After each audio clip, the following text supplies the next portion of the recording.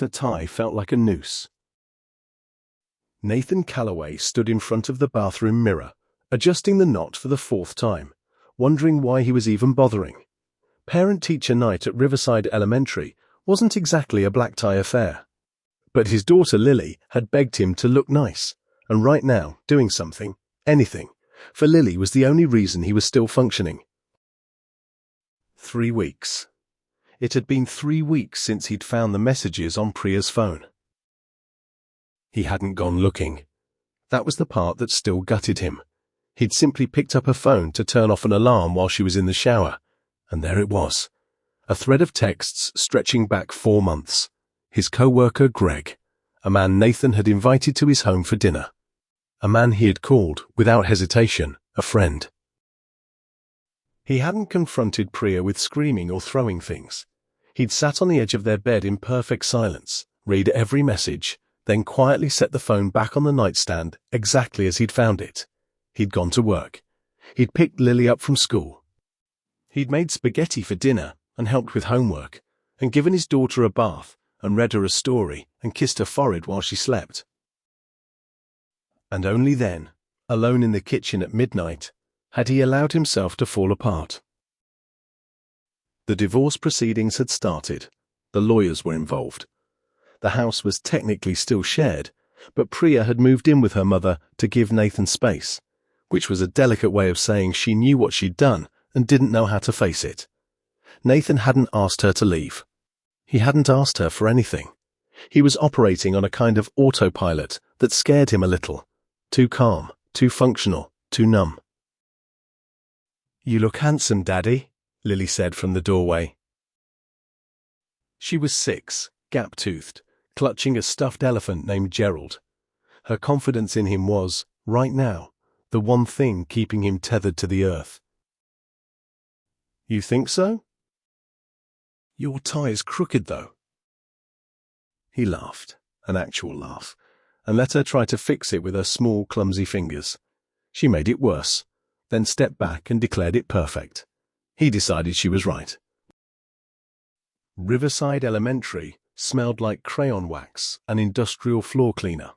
The gym had been transformed for the evening, folding tables draped in paper tablecloths, student artwork papering every inch of wall space, the kind of cheerful, organized chaos that only elementary school teachers could produce.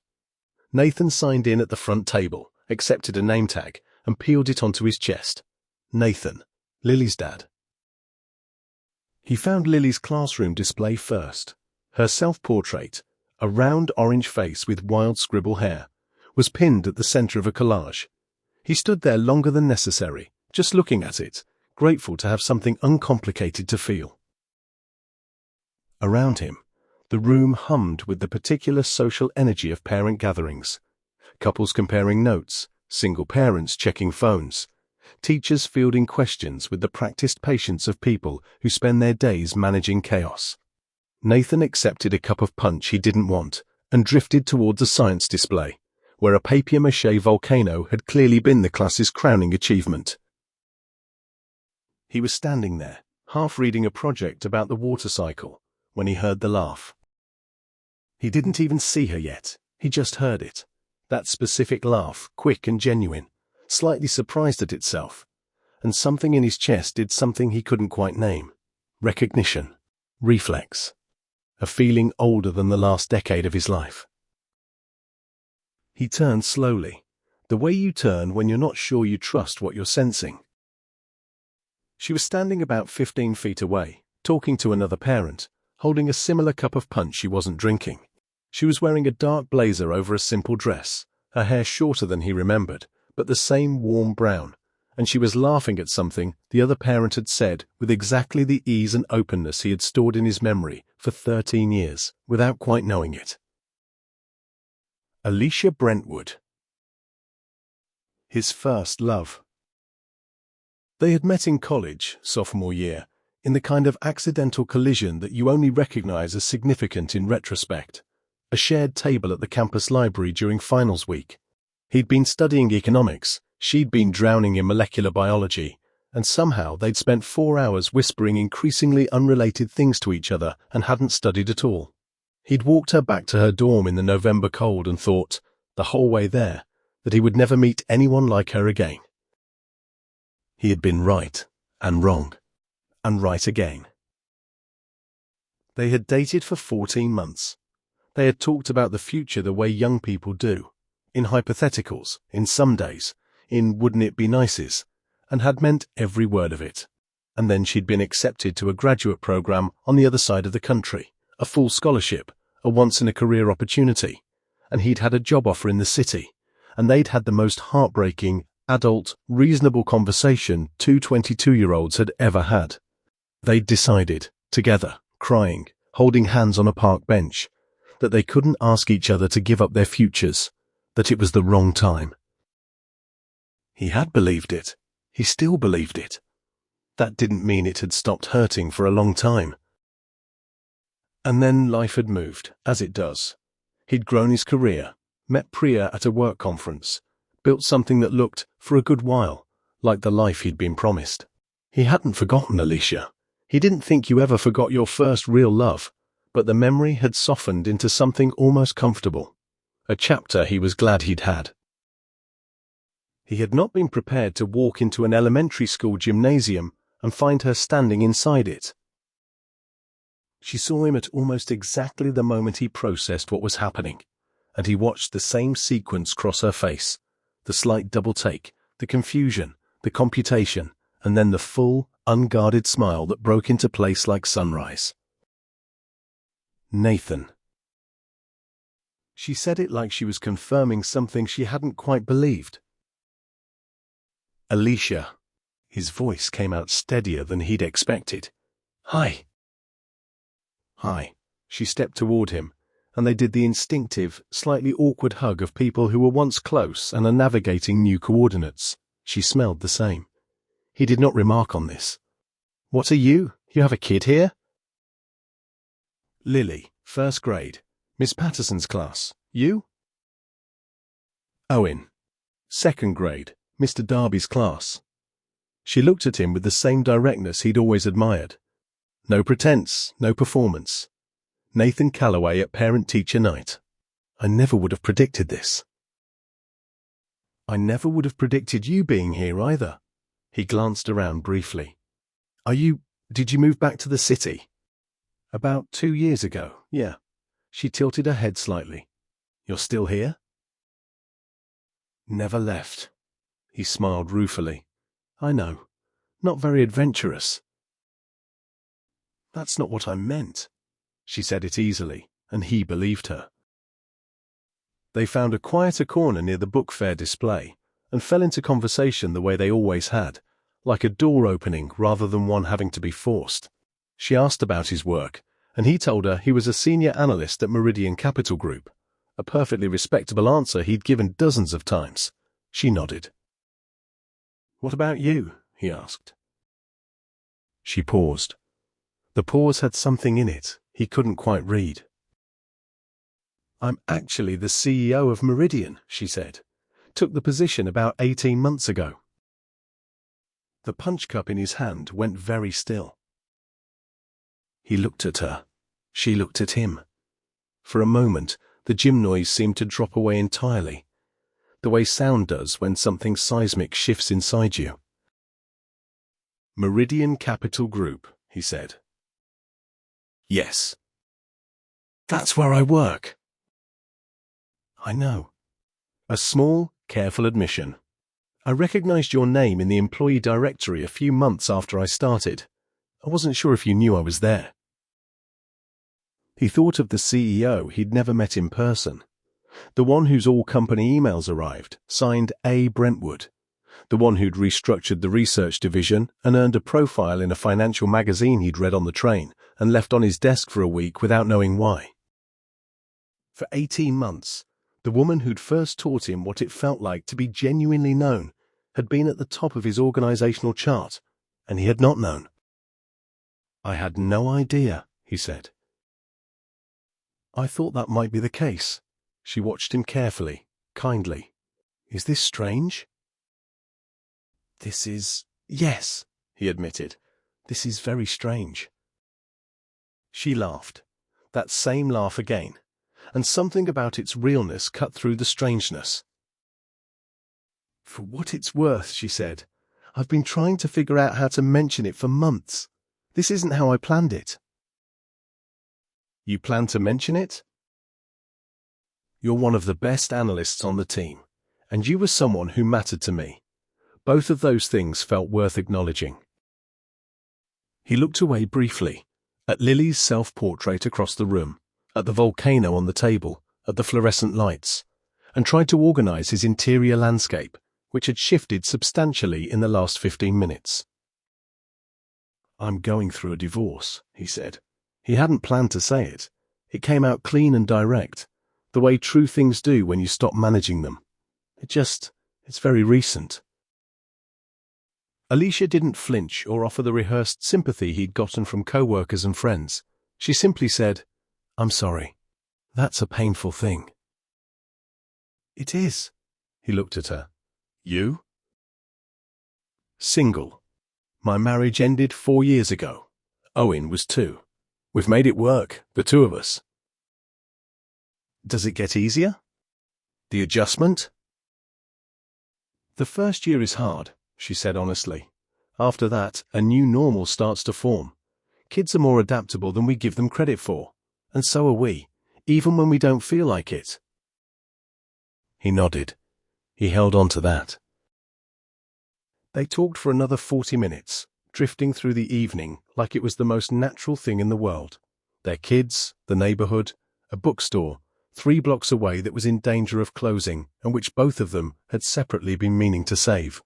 They laughed about the fact that they'd both been to the same coffee shop 2 Saturdays ago at roughly the same time without knowing it.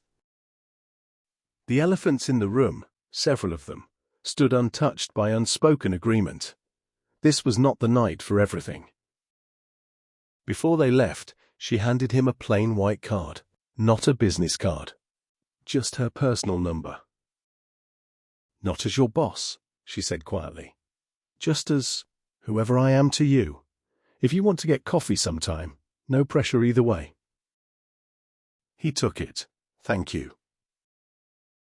"Take care of yourself, Nathan." He walked to his car in the cold night air with Lily's hand in his and thought, life is very strange, and sometimes the strangeness is a gift. He didn't call for 2 weeks. He needed the time. He saw a therapist, something he'd resisted for too long, because he'd been raised to process things privately, and because he'd mistaken stoicism for strength. Dr. Farrell was a quiet man with a spider plant on his windowsill and the unhurried patience of someone who had heard everything and was rattled by none of it. In their second session, Nathan talked about Alicia. "You described her," Dr. Farrell said, "as someone who made you feel genuinely known. Can you say more about what that meant?" Nathan thought carefully.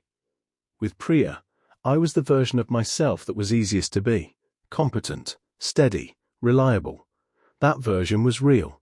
It's part of who I am, but it's not all of who I am. With Alicia, when we were young, she was curious about the parts of me that weren't easy.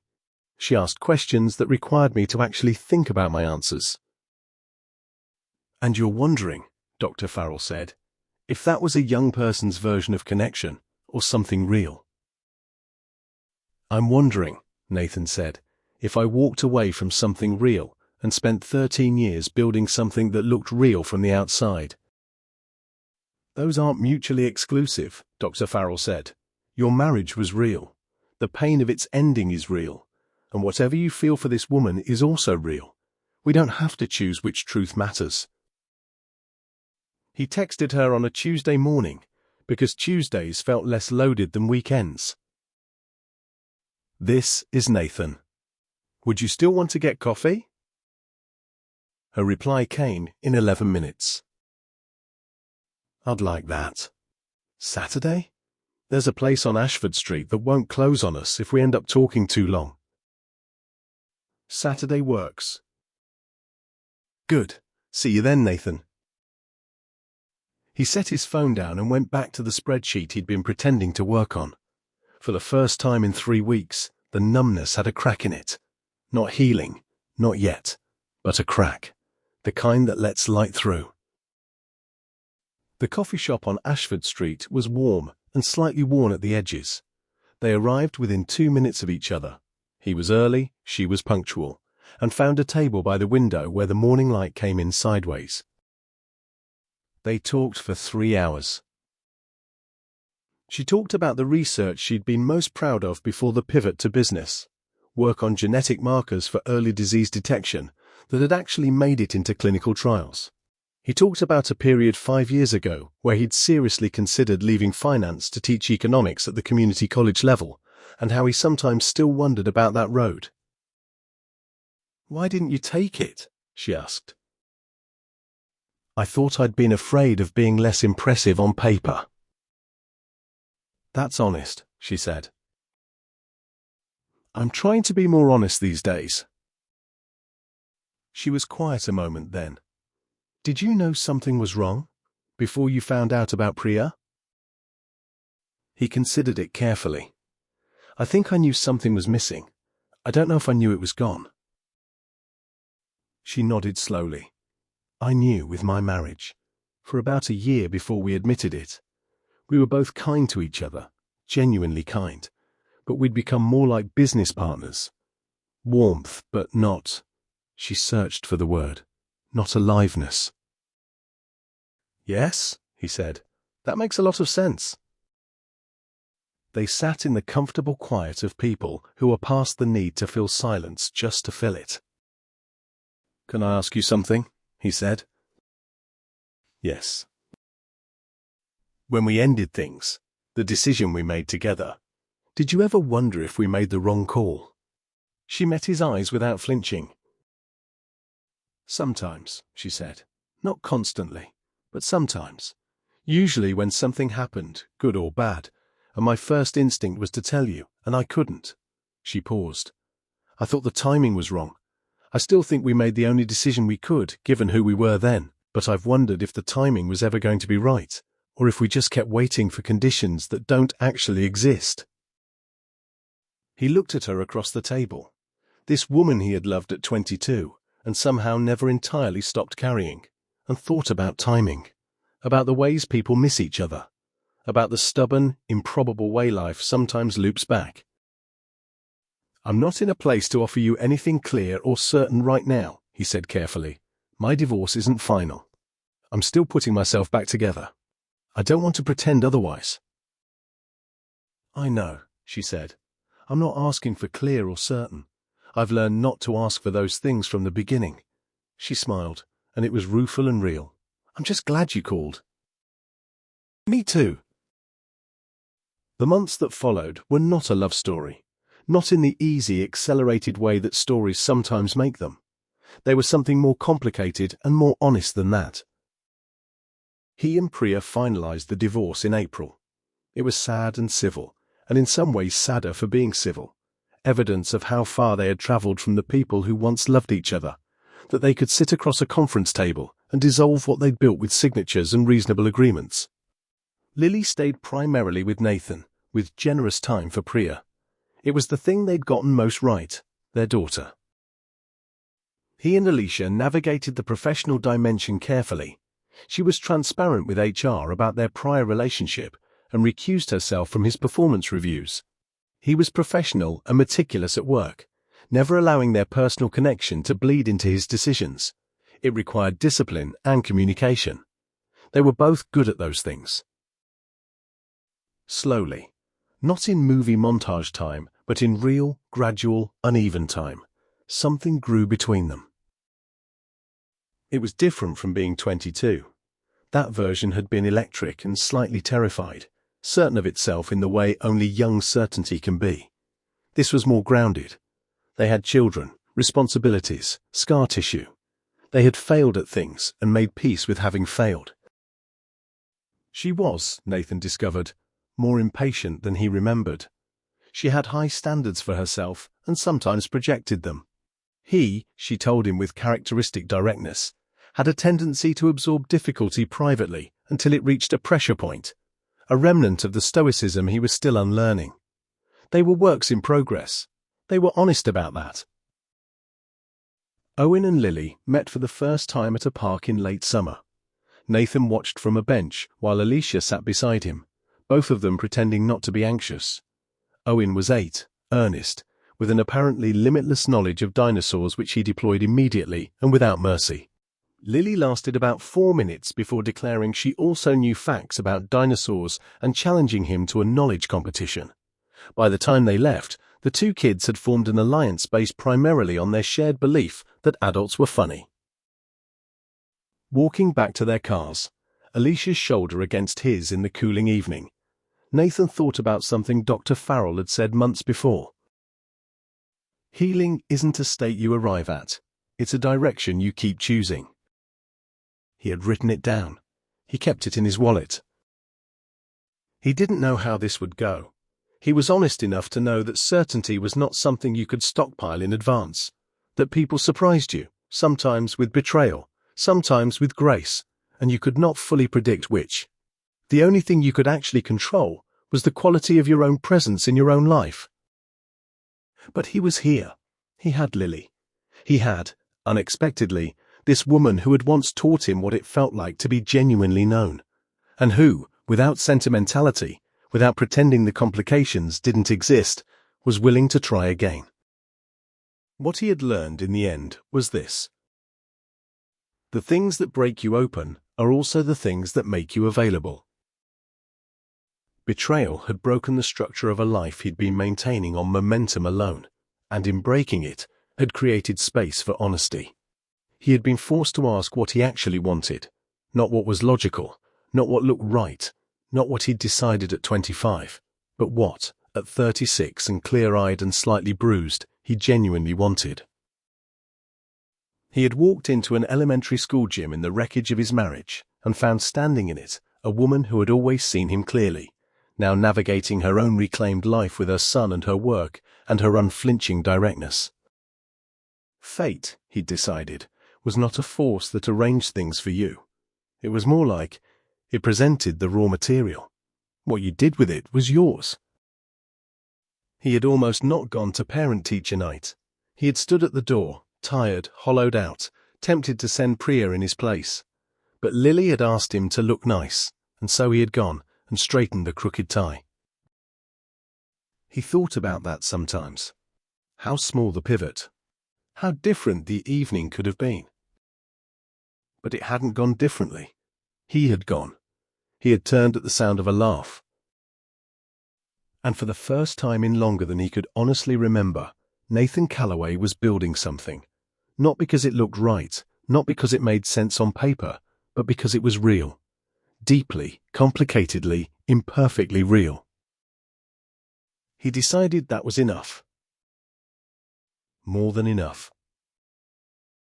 It was, in fact, everything.